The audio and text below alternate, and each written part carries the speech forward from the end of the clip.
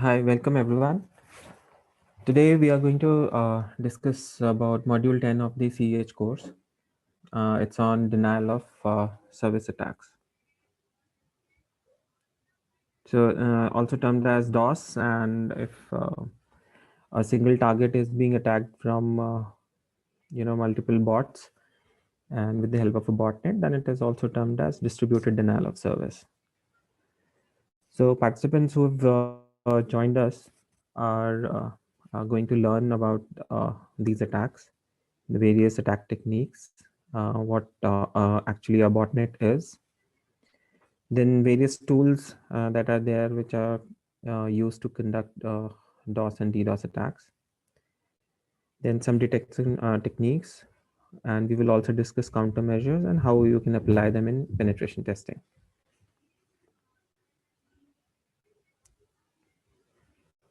So, what are distributed denial of service attacks? So basically, when multiple compromised systems, such as PCs or other devices, such as home routers, cameras, and other embedded Linux devices, when they are used in a combined manner to attack just one target, it is called distributed denial of service attacks. So usually when it happens with the help of botnets, which is like army of compromised devices, and which normally has a one control center, and from there the control center actually sends the attack commands to various zombies, and those zombies are actually route the traffic or these kind of attacks, which we will discuss more towards a single target. So a target can be one host, and also it can be a particular network segment. So what's the difference between DOS and DDoS?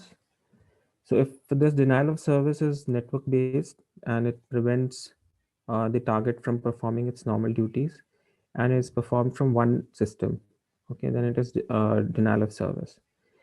And as part of distributed denial, where many attackers are coordinated under one attack to target one attack target. So there are various types, such as like flooding the servers with the network traffic, or maybe it's like crashing a particular service that is running on the target, or it can be like about consuming the available resources on which a particular target is dependent, and they can relate to one particular protocol, any operating system, or it can be a service based.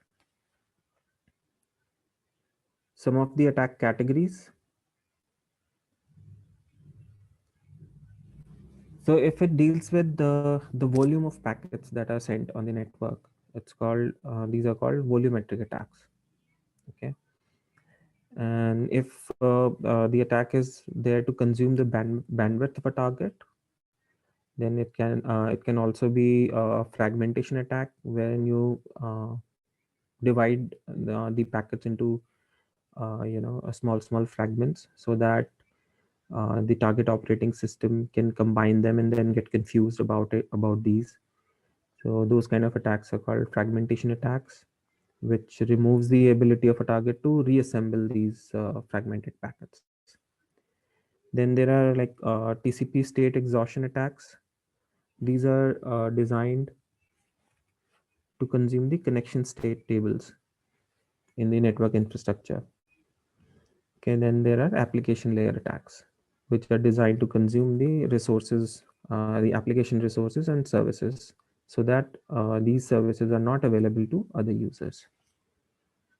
Okay, let me just bold these ones.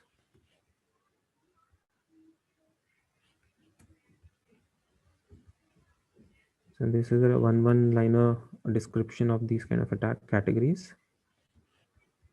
So any attack that deals with the bandwidth is volumetric, and if attacks which basically confuse the system, target system, which cannot reassemble the packets and the packets are fragmented, those are categorized as fragmentation attacks. Then if the connection state tables of a particular target is consumed, all valid connections are consumed by these attacks, so that legitimate people cannot connect back, मतलब connect for more, because the server cannot initiate more connections. It has reached its limit. Then it is called state exhaustion attacks, and then application layer attacks. So how basically distributed denial of service works. So normally there is a handler system which takes the commands from an attacker. Then the handler in between affects many computers via internet, which actually become zombies, and then the target is attacked. Okay, we have a particular diagram later in this lecture. We'll see that. Now, there is also a term called stress testing, which you will come across, which basically is about determining the ability of a computer, network, or application, or any other device to maintain a specified level of effectiveness under unfavorable conditions.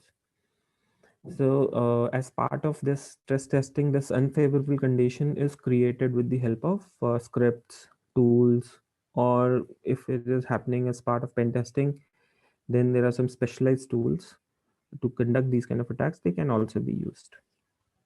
Okay, it's basically to determine the level of traffic a particular website can handle, and it can be destructive.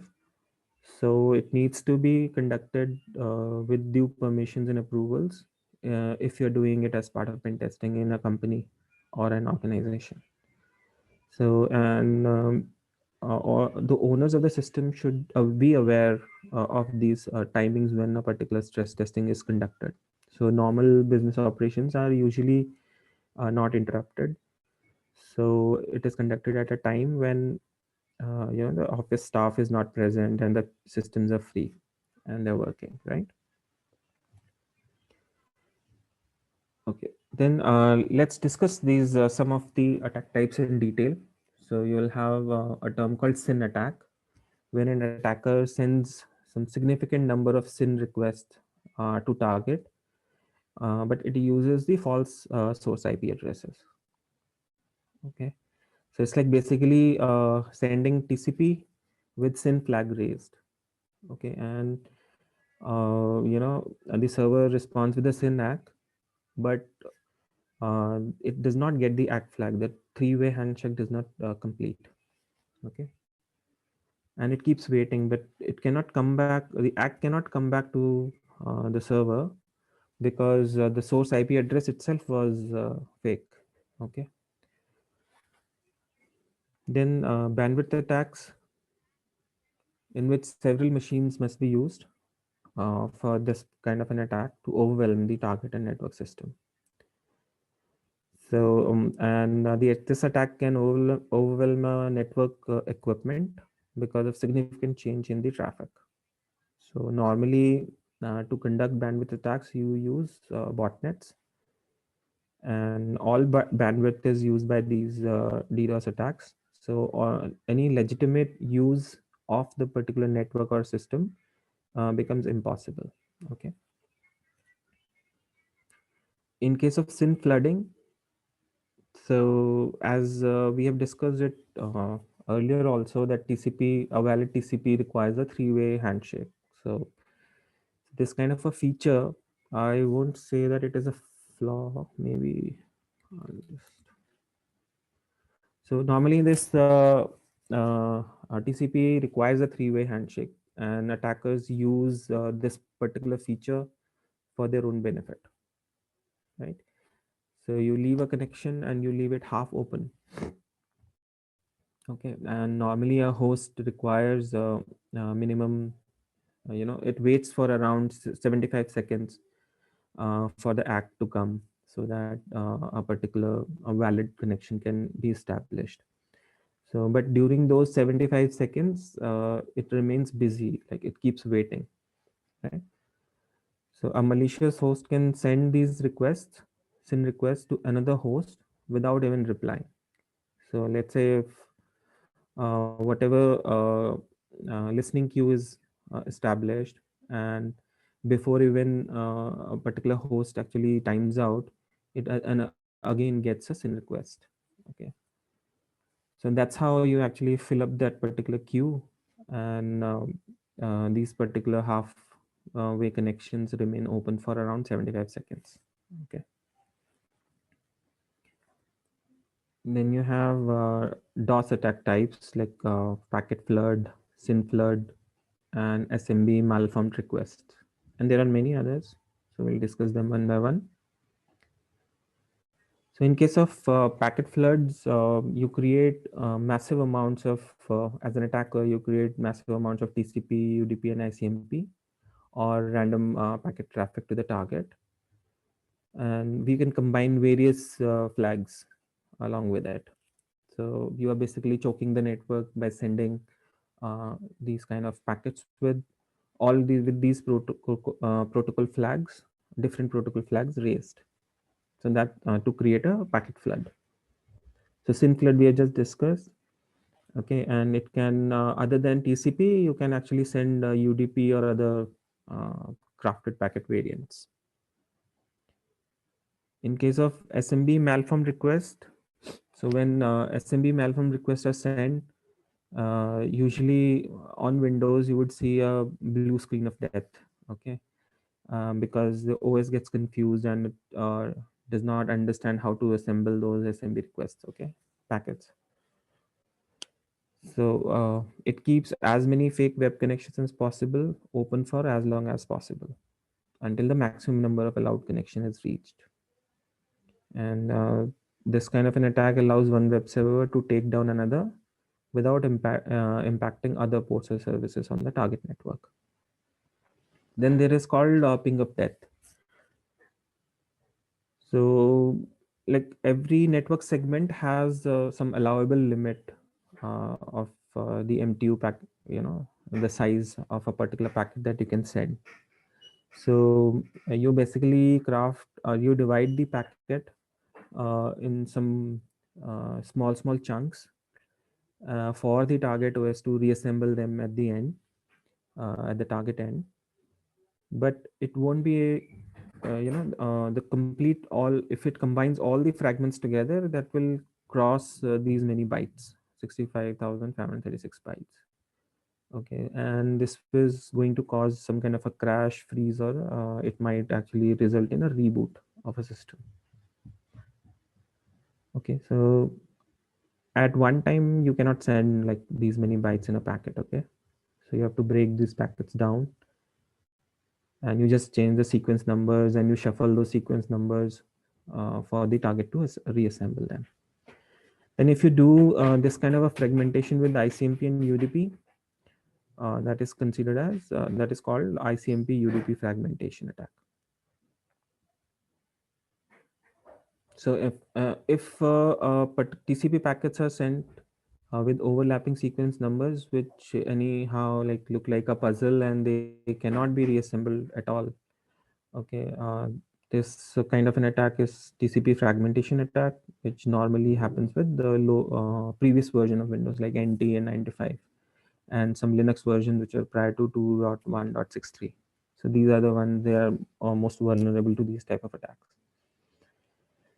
Then there is called a Smurf attack. Okay, so it's like I have a diagram to explain it. Say there is a network to which victim is connected, and the victim is also connected to some other computers on the network. Okay, so what an attacker would do, it will spoof the packets in such a way that it will appear to these connected devices and the other systems that the request actually came from victim. So they would actually reply back to the victim rather than replying back to the attacker. Okay, so this is called Smurf attack. And this responses, rather than going to attacker, it will go to a single target. And what if these systems are in between are actually compromised? So there can be other creative ways of doing it. Okay, then There's also called NTP amplification, wherein you spoof the NTP queries to NTP servers to overwhelm the target with UDP traffic. So these servers are like responsible for synchronizing the times across in the network with various other systems. Okay.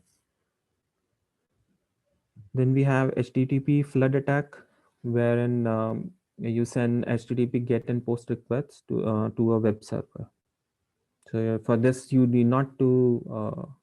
There's no need to malform a packet, and just like large number of HTTP GET and POST requests, which will consume high amount of resources in the web server. So that's called HTTP flood attack. Then we have DNS flood attack. So if you're trying to consume all the CPU and memory of a DNS server by sending these kind of flood requests, that's called DNS flood attacks. Then also this is like TCP. We had like Smurf attack earlier we discussed. So if that is happening with the DNS, so in that case it is called DNS amplification attack. Okay. So basically DNS server, rather than responding to the actual attacker, it responds to a target. Then you would find a term called land attack, wherein a victim tries to start off a session with itself, and you, with the help of some specialized tool, you actually spoof the target's IP itself. So rather than sending a response to an external server, external host, it actually responds to itself, choking all of the connections that are available. So that kind of an attack is called land attack. Then we have distributed reflection DOS, denial of service, also called DRDOS. It is a spoofed attack, and rather than using one intermediary or secondary victim in between, it uses multiple intermediaries in this kind of an attack. So it's like basically it helps in if someone tries to analyze it, it would appear as if the traffic is coming from intermediary hosts rather than the actual source of the attack, rather than the attacker. So some of the advantages are like uh, it can be one of the advantages. Okay. Then if a particular target system uh, is sent some kind of a fraudulent update, okay, and it causes the system, it causes the damage in the hardware of the system. So because of which a victim might have to replace or reinstall the hardware. So which is not very good to do, because in most of the denial of services attacks, if you take a system off the network, and when the attack subsides, if you plug it back in, it should work normally. Okay. But causing such kind of a damage is actually not good, because you always understand that you are an ethical hacker, and it destroys the possibility of further attacking the system in future also, right? So, and also it is called bricking a particular system, okay, by sending some kind of a false security or a hardware update. Then there is a peer-to-peer attack. In this attack, it causes the client to disconnect from the peer-to-peer network, and rather than connecting to a legitimate website, it would connect to a fake website. So this uses a D++ protocol, okay, which is a peer-to-peer file sharing protocol to exploit some network flaws which are present, which can launch huge DOS attacks, and it compromises like the target websites. So that's called peer-to-peer attack. So if a flood attack is sent on an application level, it's called app level flood attack. So in this, the attacker uses some kind of a weakness in the source code of the application to stop it, from processing like real requests, like legitimate requests, and it can result into loss of service of the target network, and also it can temporarily halt apps and services. Okay. So while doing app level flood attacks, attackers try to flood web apps. They try to disrupt service related to a certain system or a person, and they also try to create malicious SQL queries to jam the database connection if it's a web application, right? So here I have mentioned some of the DOS and DDoS attack tools. You can read about these. These are quite interesting names. Okay, Pandora, DDoS bot toolkit, Derel. It has to be read as derail. Okay, then DOS HTTP, Bangladesh, then Tor's creative, very creative name, Tor's hammer. Thor's hammer is being as called Tor's hammer. Anonymous DOS, Davoset, Valorous, high and low orbitine cannons. Okay, Hulk, are you dead yet? Then for mobile, Android mobile, then GoldenEye HTTP denial of service tool.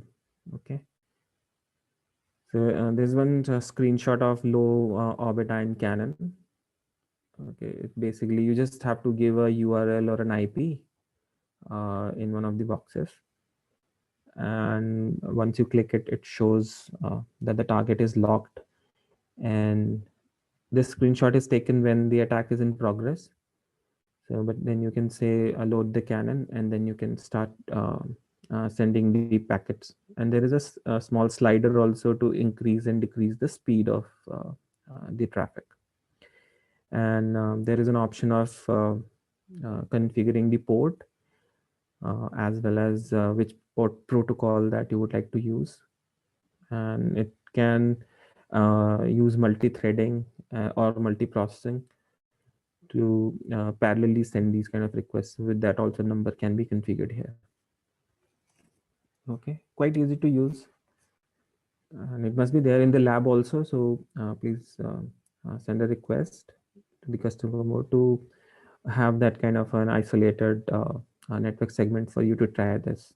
It can be tried with the help of just one target or operating system such as Windows. Well, the two windows, wherein one can, in one you can install this, and in the other maybe you can try to access a web application, and on that port you can give the URL or an IP of that machine once it is logged, and you can send the flood. Okay, so let's discuss about botnet, what it is. So software apps that run automated tasks across internet, performing simple and repetitive tasks. These are like large network of systems, and by large I mean not like 100, 200 or something, but in thousands. Okay, and maybe more than 2000 or 3000 zombies. They work in coordinated manner, uh, receiving commands from one handler, and then handler in turn receives command from an attacker. So in a typical setup, you would have an attacker, then some kind of an affiliate who provide these kind of services very cheaply by hour. Okay, so everyone can rent, and they usually have good and sophisticated labs. Okay, so and these services can be gained from some malicious websites, and usually there is an organization in between. Okay, highly coordinated. So what it looks like, simple diagram. So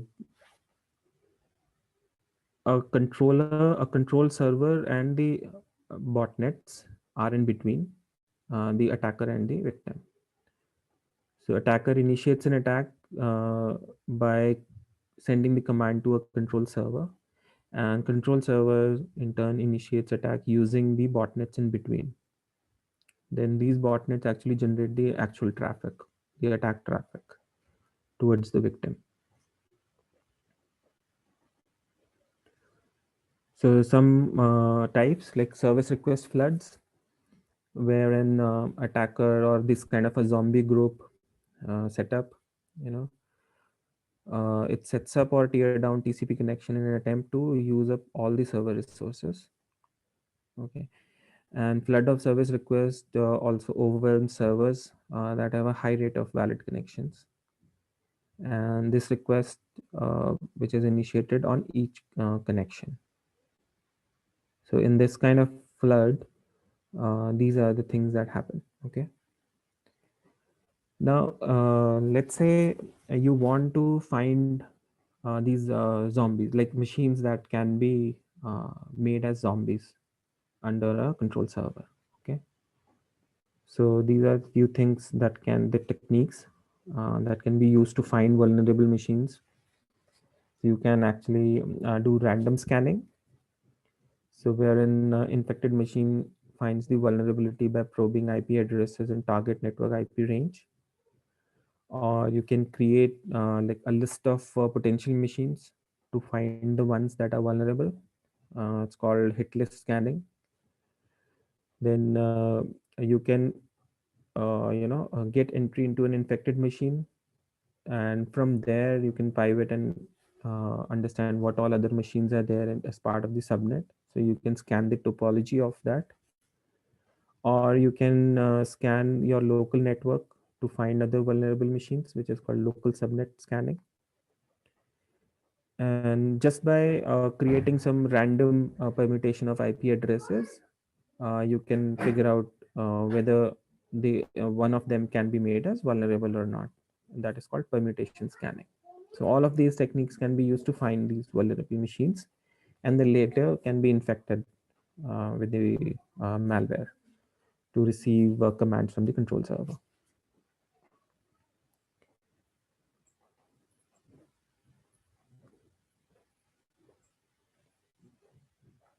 Okay, some of the detection techniques, as in when you are under on the defense side of it, if you are under a DOS or a distributed DOS attack, so you need to apply some detection techniques.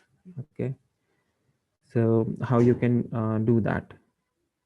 So there are times when the, from a normal uh, state of a network, if you identify some illegitimate increase in the traffic, so you can get these alerts.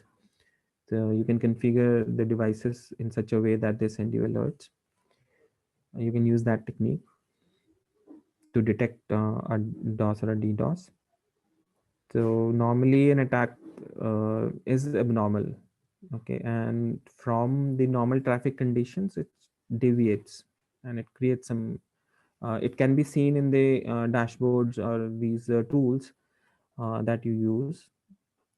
It can be seen as some kind of hotspots on the network. So some detection techniques are like activity profiling, change point detection, and wavelet based signal analysis. We'll discuss these in detail in a little bit. So let's see like how before making a particular machine as a zombie, like you have to distribute malicious code, and what are the ways that it can actually be propagated, how it can be distributed.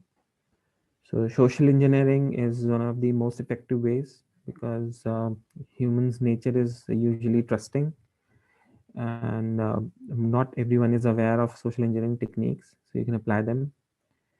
You can take the benefit of fear, greed, or moral obligations in a person. Okay, some of the trojans that can be distributed uh, to create to conduct these kind of attacks are Black Ship's net, Cythosia botnet, Andromeda bot, and Plug bot. Okay. In earlier session, we gave you an example of USB baiting, right? So distribute like these are the methods by which you can propagate. You can probably create what attackers do. They usually create marketing campaigns and they distribute legitimate looking software so that other users can download it from their websites and all. Okay.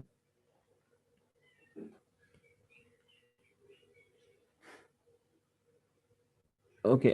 In one of the detection techniques, like in the previous point, so there's called activity profiling, change point detection, and wavelet based signal analysis. Okay, so we'll discuss these, right?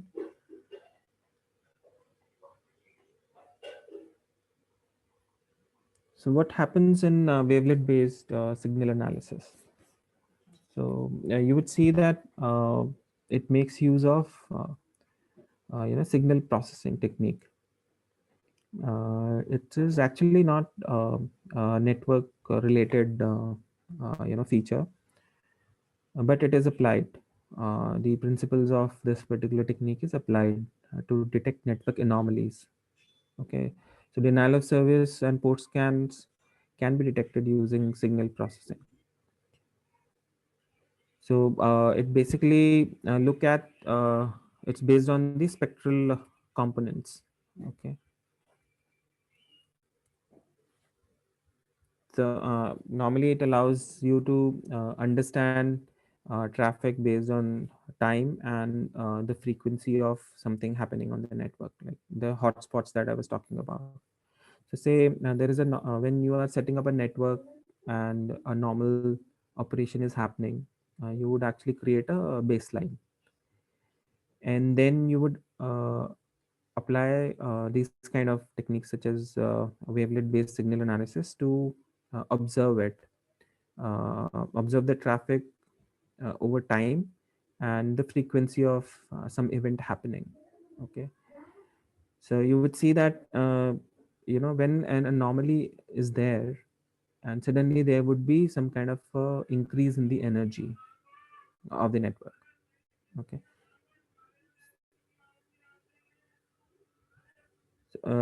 and it is very very useful basically with respect to unknown anomalies if they are happening in the network. I have an example.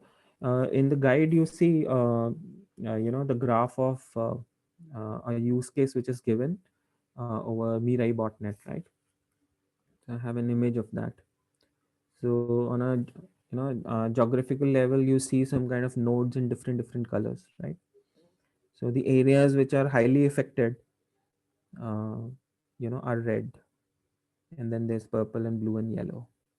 So based on the amount of traffic or the amount of activity with what frequency it is happening, these graphs are generated, which gives you a visual feedback over on the anomalies which are above the normal profiling that you have done for a network. Okay,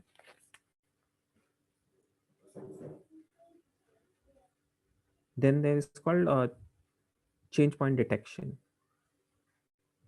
So you can apply change point detection to isolate traffic or filter a traffic, and also there are some sequential techniques that you can use such as Kusum algorithm, which is the analysis of probability distribution to identify and locate the DOS attack. So detection does not only deal with just detecting. It's like you have to identify the source of the target also. And usually if this particular denial of service is happening against a particular target in a network, then you have to isolate that target also. Okay, so it really you can use these algorithms like change point detection algorithm and Kusama algorithm. So then there is a you can identify the scan activity also. uh, by this technique you can actually detect scanning activities of worms if they are present in the network, if they have some hosts that have been infected. and then you can do that using change point detection. So as part of activity profiling, the attack is identified by increase in activity of the network flow clusters and number of distinct clusters. So you see that there is a normal average packet rate in a network, and if the average packet rate, the flow of these packets is increasing, then it should raise some kind of a flag to the detection team, right? And this information is usually captured from the network packet headers. Then for more detection and prevention of these attacks, you can scan the packet headers of packets in the existing network to ensure that they are not unauthorized or they are not malicious. Okay. So you can apply egress. Like egress is like packets which are going outside the network. Ingress is the packets which are coming inside the network. So you can configure your firewalls to basically intercept any kind of a TCP packet which is not validated. Okay, so it's like those TCP packets are intercepted before even reaching the actual responder by the firewall itself. So these are the things that you can do to detect and prevent these attacks.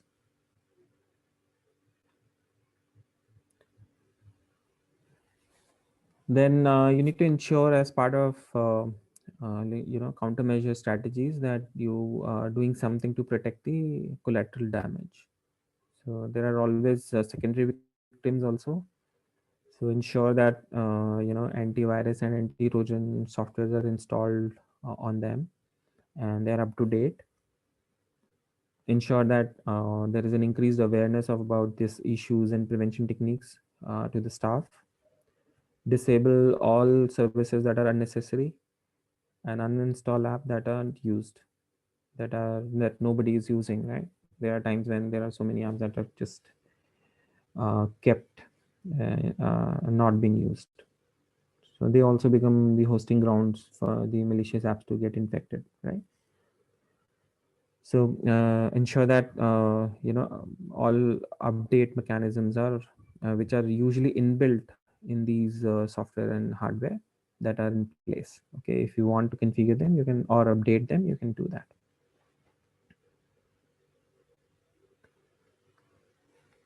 So some countermeasure strategies uh, when somebody is under the attack, like DDoS or DOS.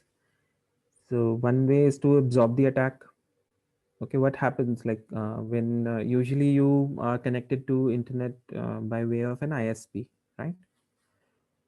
So what happens is like an ISP gives you some kind of a service wherein to your actual network, uh, any request that comes to your network passes through them. So they can actually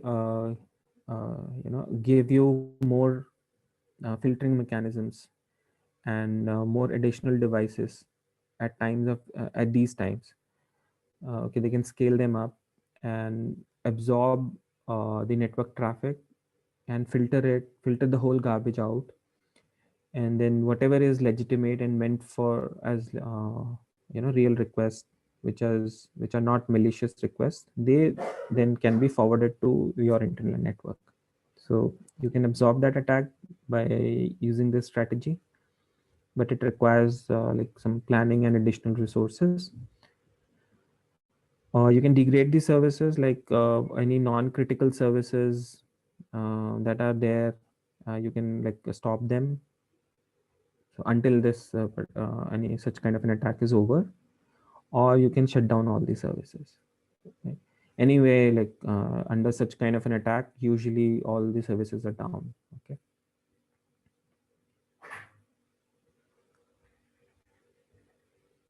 So for mitigating such kind of attacks, you can increase the bandwidth for all critical connections, or to apply, to have fail-safe measures. You can actually replicate servers, distribute the load, okay, and or use adopt multi-server architecture to mitigate such attacks. Ensure that your routers are set to access servers with logic of you can configure them with this throttle incoming traffic configuration.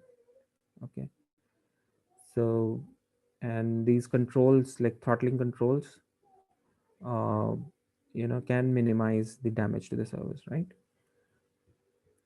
And this kind of a throttling can be used for distributed DOS attacks to permit only legitimate user traffic. So some of the ways in which you can mitigate these attacks, or you can actually deploy honeypots, okay, to basically read out these traffic for your own analysis, like as to how these things work. Okay, and the analysis that you do with the help of additional sensors and honeypots can be useful in formulating new rules that can be applied at later stages to build better defense in depth. Okay, and to spot these kind of uh, hot points on the network, right? So what happens is like these honeypots that you deploy are the ones that are so luring to malicious packets that they actually fan out everything towards their side. Okay, so you can use that kind of deflecting techniques. And once a particular attack is over, then you can adopt methods to do some kind of forensics on them. So maybe after doing some kind of post-attack analysis, you would define new filtering techniques, okay, based on whatever patterns that you discovered during such attack. Okay, you can analyze firewall, router, and IDS logs for that. You can also analyze this DOS traffic for certain characteristics. So as in what you must be having as part of organization some kind of a uh, threat intel. So based on those threat intels, you can analyze the traffic as to whether this particular attack is new or it has surfaced uh, recently or it was happened in the past or not. So that kind of an analysis, sophisticated analysis can be done. Okay. Some additional countermeasures: ensure that softwares and protocols are up to date. Machines are scanned to detect such behaviors which looks anomalous. Any insecure or unused services can be disabled. So block inbound packets that originate from service ports which will block the traffic from reflection servers. Ensure the kernel is up to date. Do not allow transmission packets that are addressed fraudulently at the ISP level itself. So they can be you can do TCP intercept at the ISP level itself. Okay, and you can make use of cognitive radios and some sophisticated hardware devices to prevent jamming and scrambling attacks. So in guide also some diagrams are also given about these devices that are created by network companies like such as Cisco, right? Ensure that firewall is configured to deny access to external IGMP traffic. Ensure a remote or admin connectivity testing is secure. Ensure that people like who are developing the applications, they do proper input validations, and do not allow data processed by attacker to be executed. Okay, so executables can be identified with the help of signatures, right?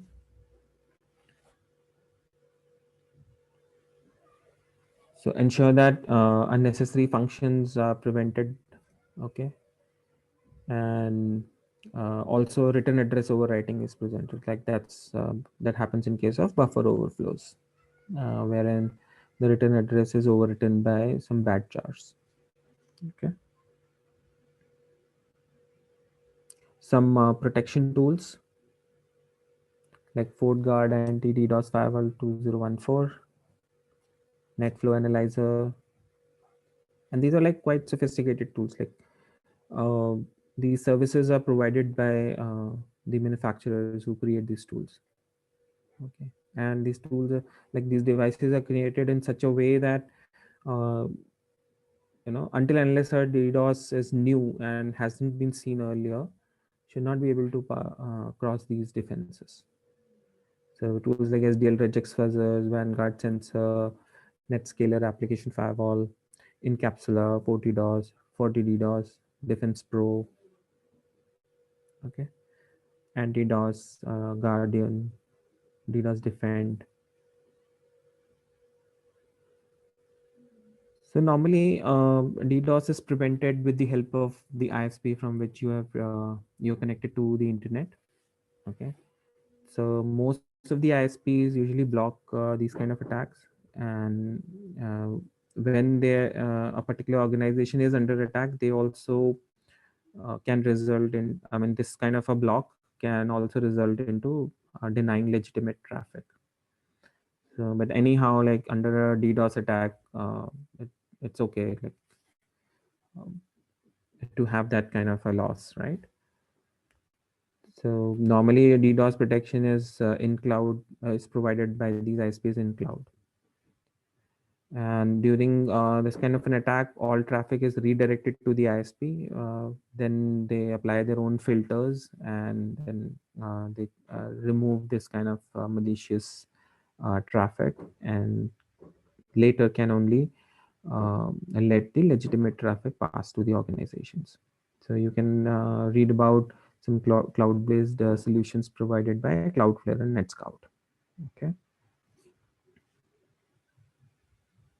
So at the level of ISPs, like, uh, read about RFC 3704 filtering, which makes use of strict reverse path forwarding, which is a simple way to implement an ingress filter.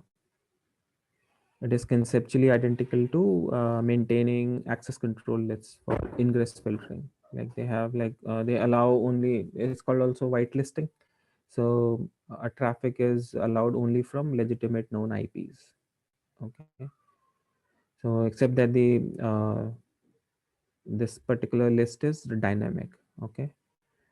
And so it's like automatically the all requests or all packets that are coming from spoofed addresses, they are denied. Like they are not allowed to enter a particular network itself. And they also ensure that the traffic is traceable to its correct source. Okay. So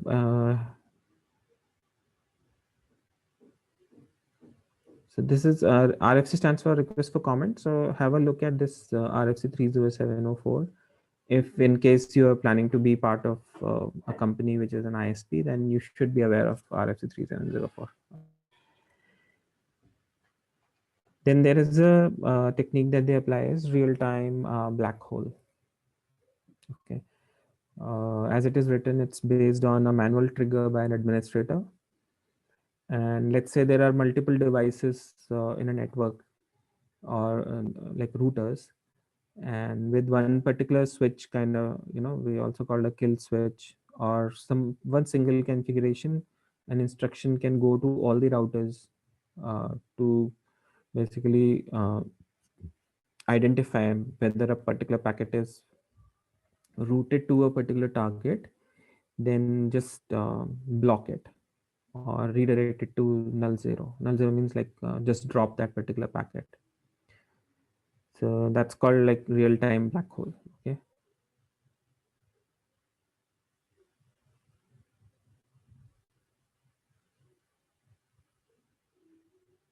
So as you can also perform denial of service as part of pen testing in the organization. So you basically you have to identify minimum DOS attack threshold for a particular system, and this can be like it's very difficult to pull it through. So what you need to like, you have to inform IT team and get their get with them in hand, and then perform these, right? So it basically helps them to identify and adopt some accurate parameter which they should apply in their security control measures. So as part of pen testing, you have to first define your objective, and whatever is there in the scope, like all the servers which are there. Okay, you need to test them for heavy loads, and you can name it stress testing as part of stress testing. Okay, if like it raises some kind of a concern and a fear in the management, then you can apply a different term for doing it. Okay. Before conducting a DOS, you can actually check the system for vulnerabilities, then run the SYN attack on the server, or you can do port flooding. You can also send email bombers to the email server, or you can create some false entries in the website forms and guestbook. Use automation tools. Okay, the idea is to overwhelm the system and to see whether how much load it can take, like the network or a particular host or a probable target. What is its a threshold? So for doing that, you can apply these kind of techniques that we have discussed, but not the tools that are meant for actual attacks. Okay, so because having access to such tools, and it is already governed by uh, you know regulatory bodies, and uh, just out in the open you cannot try these because you might land up in jail. And don't do it against your neighbors or colleagues, or just blindly do not do that. Don't use these tools. So in a controlled lab environment, please get an access, and then you can for learning purpose you can take one or two machines and then use these tools. And as part of pen testing, you can use open source software with proper approval, and then you can conduct these kind of floods, these kind of attacks that we have discussed. So some DDoS appliances are 40 DDoS, 300A DDoS protector, Cisco Guard XT5650, okay, and Arbor Prevail. So we have reached to the end of this particular session. Okay, so let's discuss the summary. So DOS or DDoS, okay, DOS is an attack on a computer or a network that restricts, reduces, prevents the system access. So you remember the principles on which security stands, right?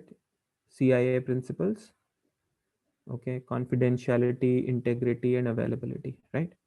So this is more towards availability. So you are actually compromising a system and making it unavailable to the user. Okay. And a DDoS attack uses many compromised systems. So in that way, it is different from DOS. So DOS is like DOS actually makes use of one computer or one particular segment, and a DDoS uses multiple systems, like not in hundreds or 200, it's like thousands of 2000, 5000 systems, or maybe more. Just take an example of Mirai botnet. There's one particular article you can read about its story from CSO Online. Okay, Mirai botnet story. So it discusses how botnets work, like it DDoS. It discusses DDoS. It happened in 2016. From a very small activity, it actually resulted in this kind of picture. Okay, all over the world.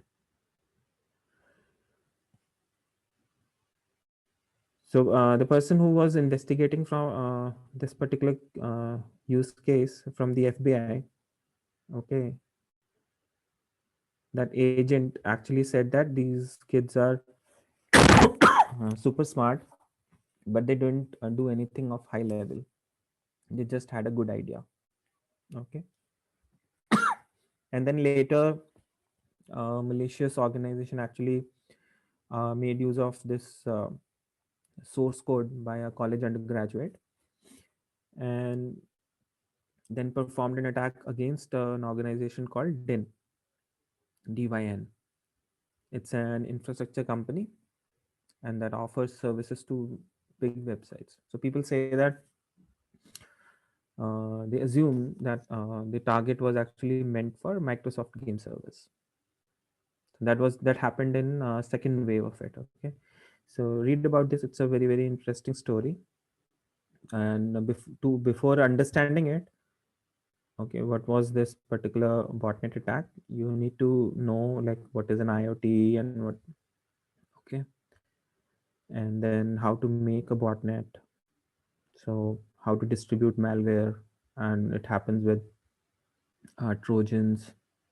Okay, so a little bit of a primer and how do these botnet work, and then this particular story will make sense. So what was this botnet attack? Okay, so then we discussed like various categories of DDoS and denial of services techniques, such as these ones like packet flood, SYN flood, SMB malform, ping of death. All of these can be identified. Like once you capture the packets with the help of Wireshark and you try to conduct it in a controlled lab environment, you can understand that, right?